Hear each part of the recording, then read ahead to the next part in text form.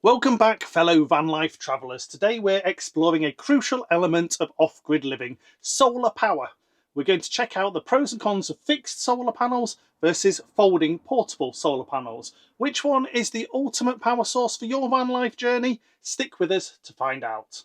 Don't forget to check out our other videos on everything campervan and motorhome related, from solar to water, heating to gadgets, tyres to trips.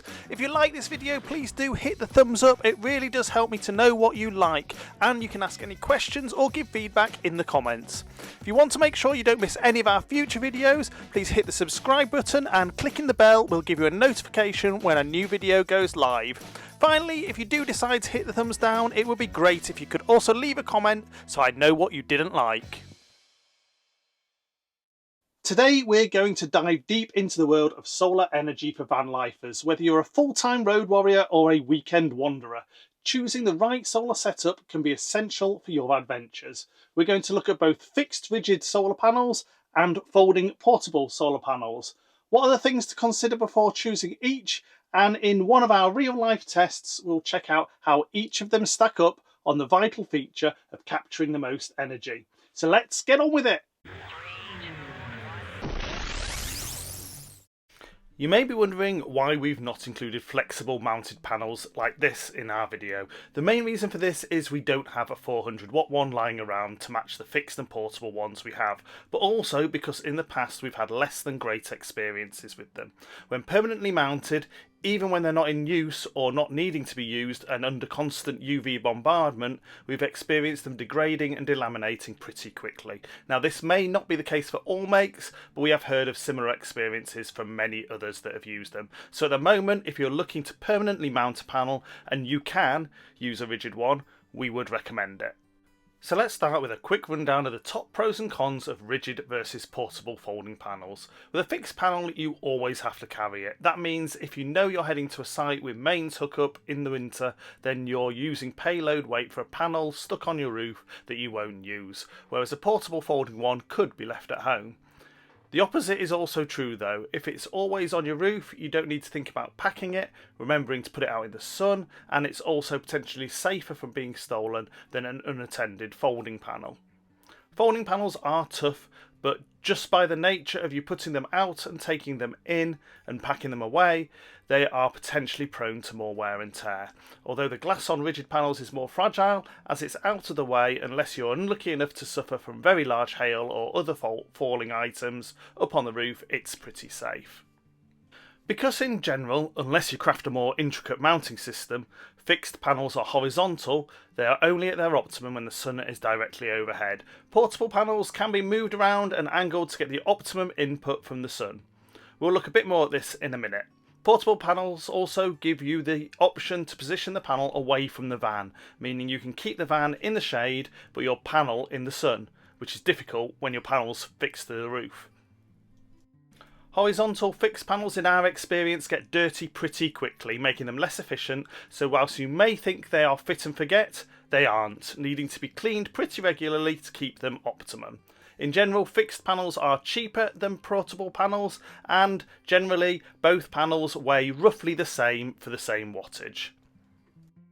So now let's take a look at the actual panels we'll be testing. We've included links to these in the video notes. First, we've got a 380 watt rigid panel from Amazon at £219, that's just 58p a watt, and we've mounted it to the roof rack on top of Explorevan.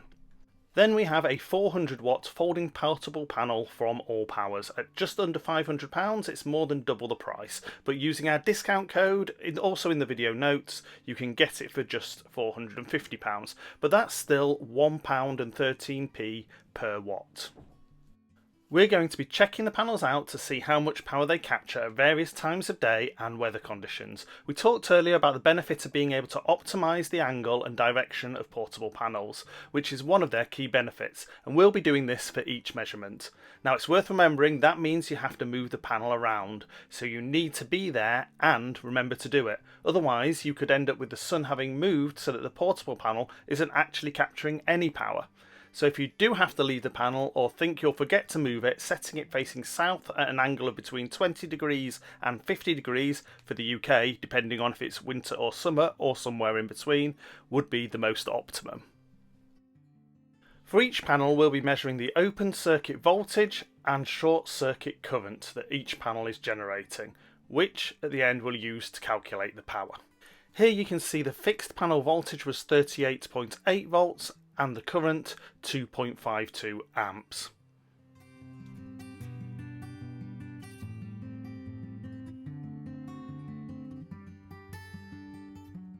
For the portable panel, the voltage is 41.4 volts and the current 2.02. At this point the weather is very overcast. The amount of light available, even pointing direct at where the sun would be, is so diffused it's pretty much the same as pointing straight up. But let's take a look at when the sun is out from behind the clouds. The fixed panel has a voltage of 38.6 volts and a current of 9.08 volts.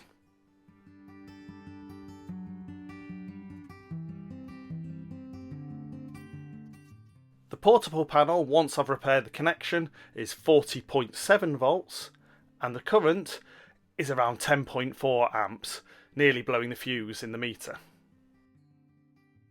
Here you can see the figures for the various times of the day and cloud cover.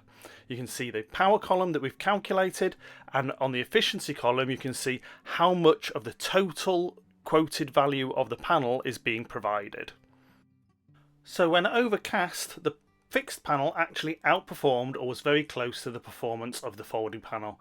But when the sun was out and you got that focused intensity of light from it, the folding panel well outperformed the fixed panel even when the sun was high in the sky.